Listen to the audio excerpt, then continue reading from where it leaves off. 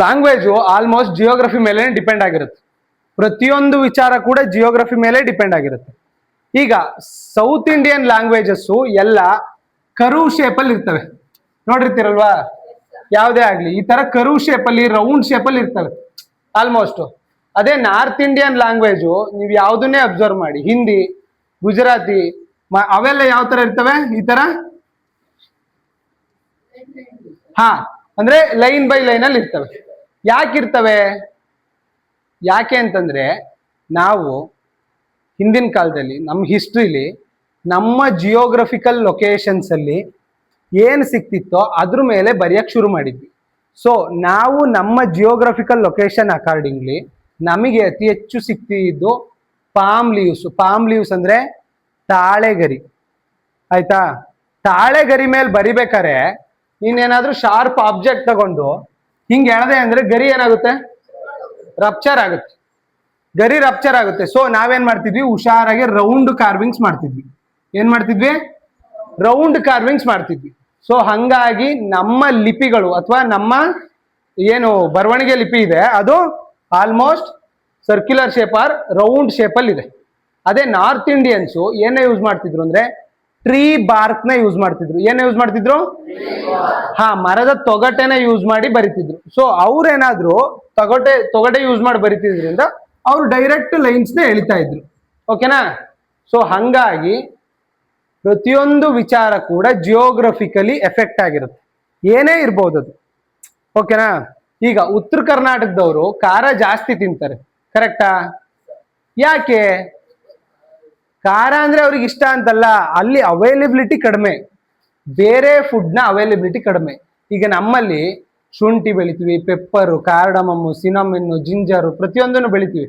ಬೇರೆ ಬೇರೆ ಮಸಾಲೆಗಳನ್ನ ಬೆಳಿತೀವಿ, ಹೌದಾ? ಗಸಗಸೆ ಬೆಳಿತೀವಿ, ಗೋಡಂಬೆ ಬೆಳಿತೀವಿ, ಪ್ರತಿಯೊಂದು ಇರುತ್ತೆ. ಬಟ್ ಅಲ್ಲಿ ಅವರಿಗೆ ಆಪ್ಷನ್ಸ್ ಕಡಿಮೆ. ಸೊ ಹಂಗಾಗಿ ಅವ್ರಿಗೆ ಸಿಗೋ ಆಪ್ಷನ್ಸ್ನ ಅವ್ರು ಏನ್ ಮಾಡ್ತಾರೆ? ಹೆಚ್ಚು ಕನ್ಸ್ಯೂಮ್ ಮಾಡ್ತಾರೆ. ಏನ್ ಮಾಡ್ತಾರೆ? ಹಾ, ಈಗ ಕರಾವಳಿ ರೀಜನ್ ಅಲ್ಲಿ ಇರೋರು ಹೆಚ್ಚು ಮೀನ್ನ ತಿಂತಾರೆ, ಹೆಚ್ಚು ಫಿಶ್ ಡಿಶ್ ನ ಮಾಡ್ತಾರೆ. ಕಡೂರಲ್ಲಿ ಯಾಕೆ ಫಿಶ್ ಡಿಶ್ಗಳು ಜಾಸ್ತಿ ಮಾಡಲ್ಲ? ಯಾಕೆ ಅಂದ್ರೆ ಇಲ್ಲಿ ಫಿಶ್ ಡೈರೆಕ್ಟ್ ಫ್ರೆಶ್ ಅವೈಲಬಿಲಿಟಿ ಇಲ್ಲ. ಹಾ, ಇದು ನಮ್ಮ ಸ್ಟೇಪಲ್ ಫುಡ್ ಏನು? ಈ ಮಲೆನಾಡಲ್ಲಿ ಜಾಸ್ತಿ ಬೆಳಿಗ್ಗೆ ತಿಂಡಿಗೆ ಅಕ್ಕಿ ರೊಟ್ಟಿ, ಅಕ್ಕಿ ಕಡುಬು ಮಾಡ್ತಾರೆ. ಯಾವ್ದಾದ್ರು ಹಬ್ಬ ಮಾಡಿರೋ ಅಕ್ಕಿ ರೊಟ್ಟಿ, ಅಕ್ಕಿ ಕಡುಬು, ಅದಕ್ಕೆ ಗೊಜ್ಜು, ಚಿಕನ್, ಇದು ಪೋರ್ಕ್ದು, ಚಿಕನ್ದು, ಮಟನ್ದು ಇದ್ ಮಾಡ್ತಾರೆ.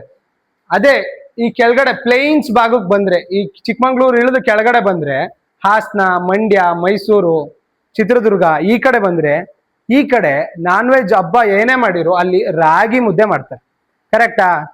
ಯಾಕೆ ಅಂದ್ರೆ ಅಲ್ಲಿ ಭತ್ತ ಬೆಳಿತಾರೆ, ನಾವು ರಾಗಿ ಬೆಳಿತೀವಿ. ಸೊ ನಮ್ಮ ಪ್ರತಿಯೊಂದು ಹೆಜ್ಜೆಲು ಅಥವಾ ನಾವು ಮಾಡೋ ಪ್ರತಿಯೊಂದು ಕೆಲಸದಲ್ಲೂ, ನಾವು ತಿನ್ನೋ ಪ್ರತಿಯೊಂದು ಐಟಮ್ ಅಲ್ಲೂ ಮೂಲ ಏನು ಅಂತಂದ್ರೆ ಜಿಯೋಗ್ರಫಿಕಲ್ ಲೊಕೇಶನ್ಸ್, ಕರೆಕ್ಟಾ? ಓಕೆ. ಸೌತ್ ಇಂಡಿಯನ್ಸು ಜಾಸ್ತಿ ಪಂಚೆ ಶರ್ಟು ಹಾಕ್ತಾರೆ, ಹೌದಾ? ಕರೆಕ್ಟಾ? ಅದೇ Britishers blazers, pant, shirt, 5 piece 3 piece suit ಹಾಕ್ತಾರೆ. ಯಾಕೆ ಹಾಕ್ತಾರೆ? ಅಲ್ಲಿ ಚಳಿ ಜಾಸ್ತಿ, ಸೊ ಹಂಗಾಗಿ ಆ ಬಟ್ಟೆ ಹಾಕ್ತಾರೆ. ನಾವು ಅದನ್ನ ಶೋಕಿ ಮಾಡ್ಕೊಂಡು ಇಲ್ಲಿ ಕೂಡ ಪ್ರತಿಯೊಂದು ಜಾಗದಲ್ಲೂ ಹಾಕಕ್ ಶುರು ಮಾಡಿದ್ವಿ. ನಮಗೆ ನಮ್ಮ ವೆದರಿಗೆ ಯಾವ್ದು ಹಾಕ್ಬೇಕು? ಕಾಟನ್ನು, ಖಾದಿ ಹಾಕ್ಬೇಕು, ಹೌದಲ್ವಾ? ಸೊ ಮನುಷ್ಯನ ಜೀವನದ ಪ್ರತಿ ಒಂದು ಅಂಶದಲ್ಲೂ ಹಂಗದಲ್ಲೂ ಎಫೆಕ್ಟ್ ಆಗೋ ಒಂದೇ ಒಂದು ಸಬ್ಜೆಕ್ಟ್ ಯಾವುದು? ನೀವು ಯಾವುದೇ ರೀಜನ್ ತಗೊಳ್ಳಿ, ಯಾವುದೇ ವಿಚಾರ ತಗೊಳ್ಳಿ, ಜಿಯೋಗ್ರಫಿಕಲ್ ಎಫೆಕ್ಟ್ಸು 100% ಇರುತ್ತೆ. ಜಿಯೋಗ್ರಫಿಯಿಂದನೇ ಅದು ಆ ಥರ ಡೆವಲಪ್ ಆಗಿರುತ್ತೆ. ನೀವು ಯಾವುದೇ ತಗೊಳ್ರಪ್ಪ, ಟೆನಿ ರ್ಯಾಂಡಮ್ ಥಿಂಗ್ ಏನಾರು ತಗೋತೀರಾ? ಏನಾರು ಇದ್ರೆ ಹೇಳಿ, ನೀವು ಏನೇ ತಗೊಳ್ಳಿ.